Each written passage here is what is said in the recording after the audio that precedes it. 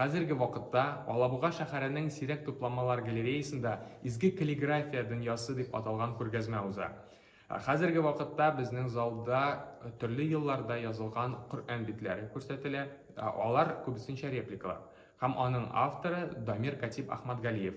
Ул төрле елларда язылган, төрле техникаларда эшләнгән Коръән битләренең репликаларын ясады һәм безнең Алабуга шәһәренә алып килде.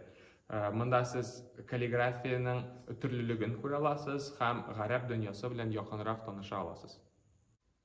Шулай ук сезнең игътибарыгызга 1740 елда бөтенләй тулаем кулдан эшләнгән Надир Шахның Коръән китабы тәкъдим ителә. Ул 1000 артык биттән тора һәм тәсхип техникасында бизәлгән.